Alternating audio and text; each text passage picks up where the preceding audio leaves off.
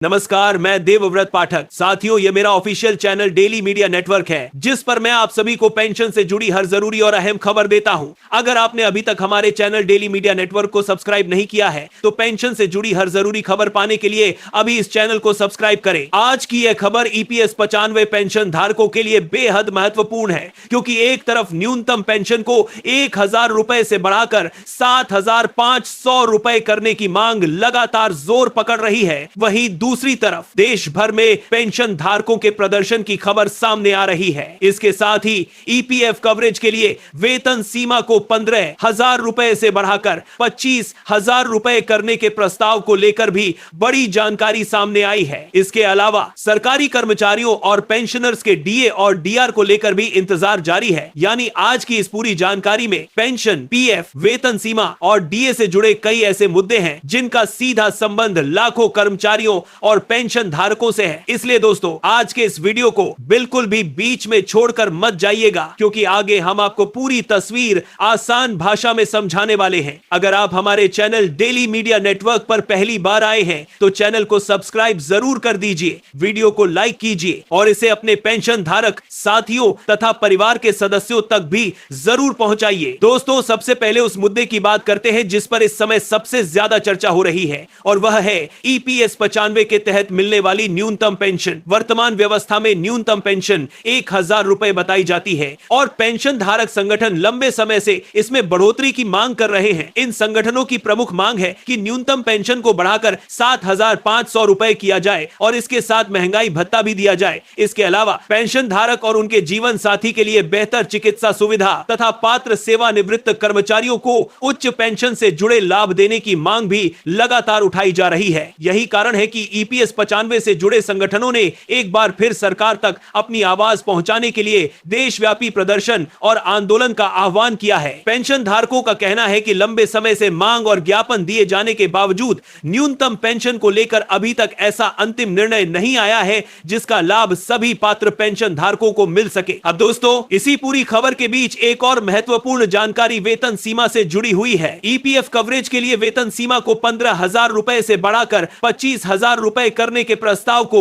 वित्त मंत्रालय की मंजूरी मिलने की बात सामने आई है। यह खबर इसीलिए महत्वपूर्ण है क्योंकि मौजूदा 15,000 रुपए की सीमा में पहले बड़ा बदलाव किया गया था, जब सीमा को 6,500 रुपए से बढ़ाकर 15,000 रुपए किया गया था। अब अगर 25,000 रुपए की प्रस्तावित सीमा को आगे आवश्यक प्रक्रिया के बाद अंतिम मंजूरी मिलती है और इसे लागू किया जाता है, तो इसका प्रभाव EPF कवरेज से जुड़े कर्मचारियों पर पड़ सकता है। हालांकि दोस्तों, यहां भी वही सावधानी जरूरी है कि किसी प्रस्ताव को अंतिम नियम तभी माना जाएगा जब संबंधित सरकारी स्तर से अंतिम अधिसूचना जारी हो जाए और स्थिति पूरी तरह स्पष्ट हो। अब जरा सोचिए, अगर भविष्य में सरकार न्यूनतम पेंशन बढ़ाने के मुद्दे पर कोई सकारात्मक फैसला करती है, तो इसका प्रभाव उन लाखों पेंशन धारकों पर पड़ सकता है जो लंबे समय से इस मांग का इंतजार कर रहे हैं। यही कारण है कि EPS 95 से जुड़े संगठनों की गतिविधियों पर पेंशन धारकों की नजर बनी हुई है। देश के अलग अलग हिस्सों में प्रदर्शन, ज्ञापन और सरकार तक मांग पहुंचाने की कोशिशें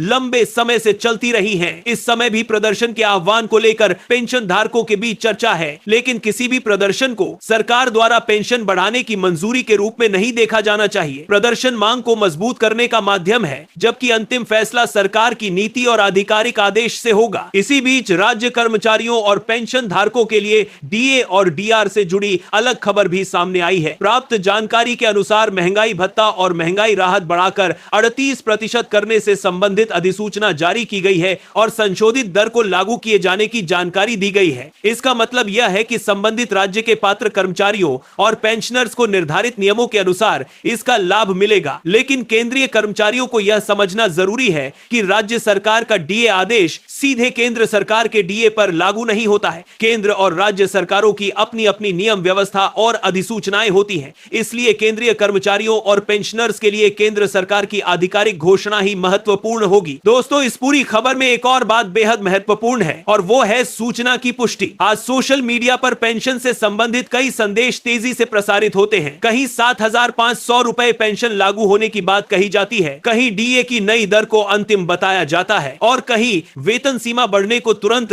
लागू नियम के रूप में पेश किया जाता है। लेकिन पेंशन धारकों को किसी भी खबर पर भरोसा करने से पहले यह देखना चाहिए कि संबंधित जानकारी का आधिकारिक स्रोत क्या है। अगर कोई अंतिम सरकारी आदेश जारी हुआ है तो उसमें आदेश संख्या और पात्रता की शर्तें स्पष्ट होनी चाहिए। यही तरीका आपको गलत सूचना से बचा सकता है। अगर भविष्य में 7,500 रुपए न्यूनतम पेंशन को लेकर सरकार की तरफ से कोई आधिकारिक निर्णय आता है तो वह निश्चित रूप से पेंशन धारकों के लिए बहुत बड़ी खबर होगी। इसी तरह यदि 25,000 रुपए की वेतन सीमा को अंतिम मंजूरी मिलती है और इसे लागू किया जाता है तो ईपीएफ कवरेज से जुड़े कर्मचारियों के लिए भी यह महत्वपूर्ण बदलाव हो सकता है। वहीं केंद्रीय कर्मचारियों और पेंशनर्स के लिए डीए और डीआर में अगली बढ़ोतरी की घोषणा भी महत्वपूर्ण रहेगी। इसलिए आने वाले समय में इन सभी मुद्दों पर नजर रखना जरूरी है। तो दोस्तों, आज की इस पूरी जानकारी में हमने आपको ईपीएस 95 की 7,500 रुपए न्यूनतम पेंशन की मांग से लेकर देशव्यापी प्रदर्शन, ईपीएफ वेतन सीमा को 15,000 रुपए से 25,000 रुपए करने की चर्चा और डीएडीआर से जुड़ी महत्वपूर्ण जानकारी को आसान भाषा में समझाया है। सबसे महत्वपूर्ण बात फिर से याद रखिए कि 7,500 रुपए फिलहाल पेंशन धारक संगठनों की प्रमुख मांग है। इसे अंतिम सरकारी मंजूरी के रूप में नहीं समझना चाहिए। इसी तरह 25,000 रुपए की वेतन सीमा से संबंधित प्रस्ताव को भी अंतिम रूप से लागू नियम तभी माना जाएगा जब संबंधित सरकारी अधिसूचना जारी हो। हमारी कोशिश यही रहेगी कि आपको किसी भी तरह के भ्रम के बजाय पूरी स्थिति साफ और सरल भाषा में बताई जाए। अगर आपको यह जानकारी उपयोगी लगी हो तो वीडियो को लाइक जरूर कीजिए, हमारे चैनल डेली मीडिया नेटवर्क को सब्सक्राइब कर लीजिए और इस वीडियो को अपने पेंशन धारक साथियों, रिश्तेदारों और परिवार के सदस्यों के साथ शेयर जरूर कीजिए, क्योंकि आपके एक शेयर से किसी ऐसे पेंशन धारक तक सही जानकारी पहुंच सकती है जो लंबे समय से अपनी पेंशन से जुड़ी खबर का इंतजार कर रहा है। ऐसी ही EPS 95, EPFO, PF, pension, DA और डीआर से जुड़ी महत्वपूर्ण जानकारी के लिए हमारे चैनल डेली मीडिया नेटवर्क के साथ जुड़े रहिए। धन्यवाद। जय हिंद।